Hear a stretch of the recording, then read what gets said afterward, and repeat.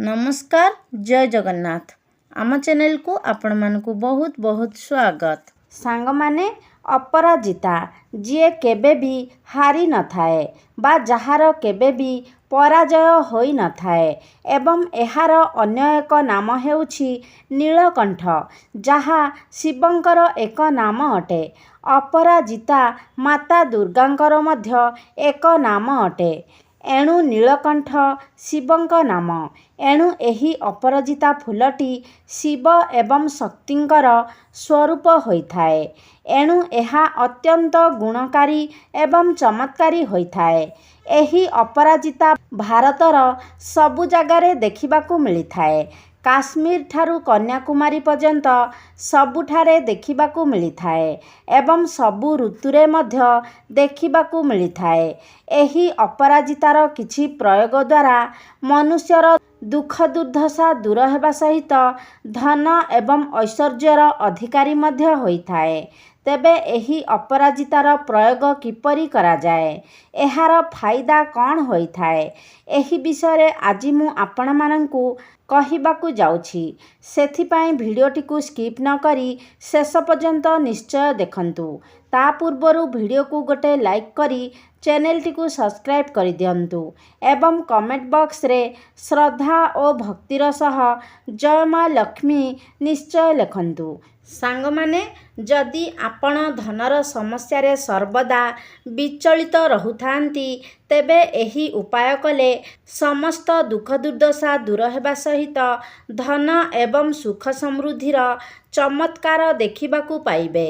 एही सरल उपायटी करिबा समय रे ध्यान देबे जेपरिकी केही आपणंकु देखिबे नाही किंबा किछि कथा हेबे नाही, तेबे जाई एहार प्रकृत फल आपण पाई परिबे। सांग माने आपण माने एही अपराजिता फूलकू निश्चय जानिथिबे। एही अपराजिता फूलकू संस्कृत रे विष्णुकांता एवं विष्णुप्रिया मध्य कहिथांती। एही अपराजिता खाली शिव पार्वती गणेश कार्तिकंकर प्रिय नुहे बरन हनुमान एवं शनिदेवंक सहित लक्ष्मी नारायणंकर मध्य प्रिय होइथाए। एणु घरे रोजगार रे वृद्धि पाइबा पाई एही उपाय निश्चय करंतु। सांग माने एबे आसंतु जानिबा कौन सही सबु उपाय जहा करिबा द्वारा समस्त समस्या दूर होई धनर आगमन कराई थाए। नंबर 1 हेउछि घरर नजर दोष एवं तंत्र मंत्र दूर करिबा सहित धनर आगमन करिथाए। सांग माने शनिवार दिन रात्रि समय रे अपराजिता फूल को मालाटीए करी घरर मुख्य द्वार रे टांगी दियंतु। एहा द्वारा भूत प्रेतर बाधा दूर होइथाए एवं घरर समस्त प्रकारर नकारात्मक शक्ति दूर होइथाए, सकारात्मक ऊर्जार प्रवेश होइथाए। एही मालाटी को जदि हनुमानंकु समर्पण करी ताहाकू आनी घरर मुख्य द्वार रे टांगी दियंती तेबे नजर दोष दूर हेबा सहित तंत्र एवं मंत्रर प्रभाव को मध्य करिथाए एवं धनर समस्त प्रकारर समस्या दूर करिथाए। नंबर 2 करज मुक्ति एवं धन प्राप्तिर उपाय।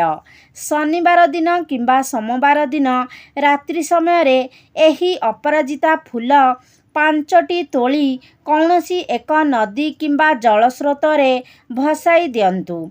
ध्यान देबे एही कार्य करिबा समय रे काहारिकू जणाइबे नाही, केही देखिबे नाही किंबा किछि कथा हेबे नाही। एही नियम हेउछि 5टी अपराजिता फूल शनिवार किंबा सोमवार दिन पानी रे भसाई दियंती एवं निजर इष्ट देवादेवी को प्रार्थना करंती तेबे समस्त प्रकारर धनर समस्या दूर होइथाए एवं करजरू मुक्ति मध्य मिलिथाए। एही उपायटी नियमित भावे 5 सप्ताह पर्यंत निश्चय करंतु। एहार लाभ आपण निश्चय पाइबे।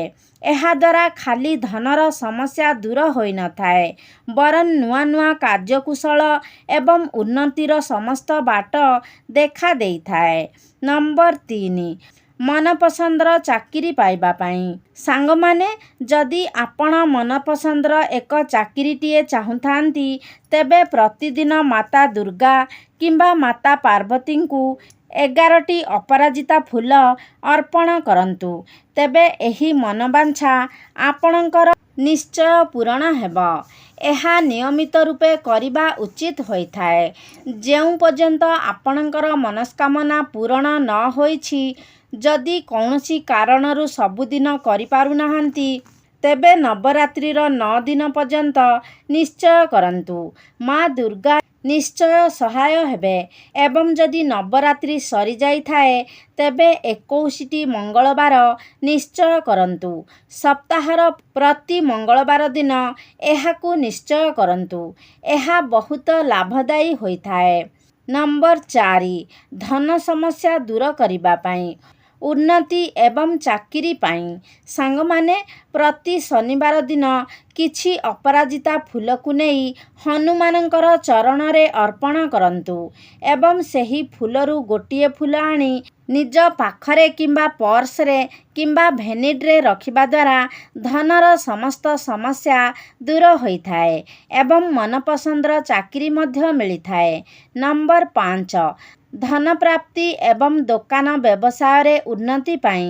ସାଙ୍ଗମାନେ, ପ୍ରତି ସୋମବାର ଦିନ ଧଳା ବସ୍ତ୍ର ପରିଧାନ କରି ଅପରାଜିତା ଫୁଲକୁ ଶିବଲିଙ୍ଗରେ ଚଢ଼ାଇବା ଦ୍ୱାରା ଧନପ୍ରାପ୍ତିର ଯୋଗ ଖୋଲିଥାଏ ଏବଂ ଅଫିସ, ଦୋକାନ ବ୍ୟବସାୟରେ ଉନ୍ନତି ପାଇଁ ଏହି ଅପରାଜିତା ଗଛର ମୂଳରେ ଧୂପ, ଦୀପ, କ୍ଷୀର ଦେଇ ଚେରଟିଏ ଆଣନ୍ତୁ ଏବଂ ଏକ ନୀଳ ରଙ୍ଗର କପଡ଼ାରେ ଗୁଡ଼ାଇ ଅଫିସ କିମ୍ବା ଦୋକାନ ବ୍ୟବସାୟର ମୁଖ୍ୟ ଦ୍ୱାରରେ ଟାଙ୍ଗି ଦିଅନ୍ତୁ। ଏହା କରିବା ଦ୍ୱାରା ଉନ୍ନତି ନିଶ୍ଚୟ ହୋଇଥାଏ ଏବଂ ଧଳା ଅପରାଜିତା ବା ଶ୍ୱେତ ଅପରାଜିତା ମାତା ଲକ୍ଷ୍ମୀ ଏବଂ ନାରାୟଣଙ୍କର ମଧ୍ୟ ଅତି ପ୍ରିୟ ହୋଇଥାଏ। ଏହି ଧଳା ଅପରାଜିତା ଫୁଲ ପ୍ରତିଦିନ କିମ୍ବା ପ୍ରତି ଗୁରୁବାର ଦିନ ଲକ୍ଷ୍ମୀ ନାରାୟଣଙ୍କୁ ଅର୍ପଣ କଲେ ବହୁତ ଧନଲାଭ ହୋଇଥାଏ। ତେବେ ସାଙ୍ଗମାନେ, ଆଶା କରୁଛି ଆଜିର ଭିଡ଼ିଓଟି ଆପଣମାନଙ୍କୁ ନିଶ୍ଚିତ ଭାବରେ ଭଲ ଲାଗିଥିବ। ଯଦି ଭଲ ଲାଗିଛି, ତାହେଲେ ଲାଇକ୍ କରନ୍ତୁ, ସେୟାର କରନ୍ତୁ। ଆମ ଚ୍ୟାନେଲକୁ ଯଦି ସବସ୍କ୍ରାଇବ୍ କରିନାହାନ୍ତି, ତାହେଲେ ସବସ୍କ୍ରାଇବ୍ କରିଦିଅନ୍ତୁ। ସର୍ବେ ଭବନ୍ତୁ ସୁଖିନଃ। ଧନ୍ୟବାଦ।